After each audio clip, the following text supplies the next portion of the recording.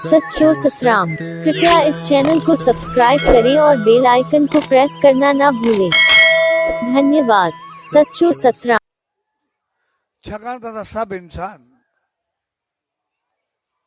पंहिंजे कर्मनि ते विश्वास रखंदा आहियूं। जेकॾहिं चङो कंदासीं फल असांखे चङो मिलंदो, जेकॾहिं ग़लति कंदासीं असांखे फल बि ग़लति मिलंदो। छाकाणि त कर्म असां ॾे मोटी करे ईंदो आहे। जीअं हिकिड़ो शख़्स हो, उनखे हिकिड़ो पुटु हो ऐं अञा पुटु उनजो नंढो ई हुयो, थोरो चङो त उनजी घरवारी गुज़ारे वई। उन ॿी शादी कई, उनजो कुझु चङो घर थी करे हलियो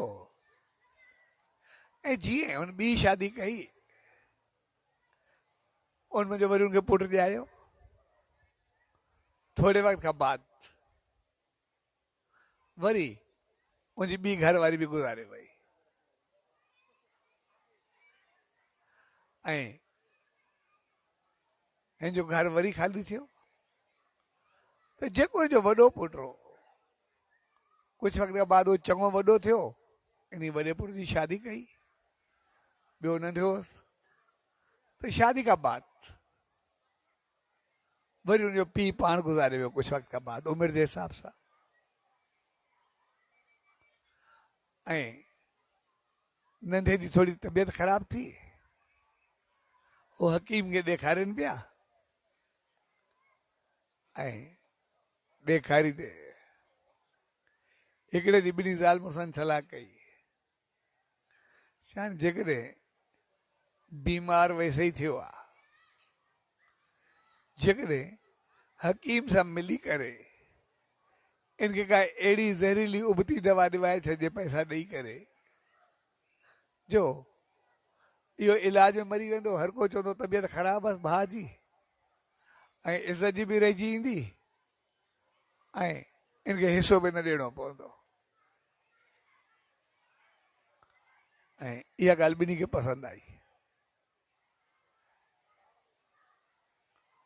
ऐं ही हलिया। उन हकीम खे एतमाद में वरितऊं ऐं कुझु वक़्त खां बाद उनखे ज़हर ॾिवाए करे माराए छॾियो। कुझु वक़्त खां बाद उनखे पुटु ॼायो। हिन ॿिन्ही ज़ाल मुड़ुसनि जो पुट सां ॾाढो प्यार हो, हद को वधीक। जीअं थोरो वॾो थियो वरी बीमार थी पियो, जो ॾाढो इलाज करायूं, छोकिरो बीमार बीमार तकलीफ़ में तव्हांजो इनजो अधु पैसा लॻी विया, सॼा पैसा लॻी विया, सभु कुझु ख़तमु थी वियो ऐं हे ज़ाल मुड़ुस सभु परेशान, ॾाढा तंग। हिकिड़ो ॿार उहो बि बीमार, कंहिं महिल बेहोश थिए पियो ऐं पोइ आख़िर हे बेहोश थी वियो। हिकिड़े ॾींहुं शाम जो हिन जो पीउ माउ हिन गॾु वेठा त ओचितो हुन अखि खोली, हिनखे कुझु ख़ुशी थी ऐं पुछऊंसि, चए पुटु कीअं? पुछे तव्हां केरु हो? चए तोखे छा थियो? तुंहिंजो माउ पीउ हूं असां? चए माउ पीउ? तव्हां मुंहिंजा माउ पीउ कोन हो? चए बाक़ी सनू बाक़ी केरु आहे? चए न मां तव्हांजो नंढो भाउ जेके तव्हां ज़हर ॾेई माराए छॾियो पैसनि जे करे। मां हाणे पुटु थी करे आयो आहियां, जीअं तव्हां मूंखे बीमार करे मारियो, दुख कयो, हाणे मां जे पैसनि जे करे मारियो तव्हांजा सभई पैसा बि पूरा करे छॾिया ऐं जे तव्हां मूंखे परेशान कयो, बीमार कयो, मां बि तव्हांखे ॾुख में ॻारे ॻारे कंढिया करे पूरो करे छॾियो आहे। तंहिंजे करे हाणे मुंहिंजो बदिलो पूरो थियो, हाणे मां वञा थो। तंहिंजे करे जॾहिं कर्म जो फल मोटी करे मिलंदो आहे,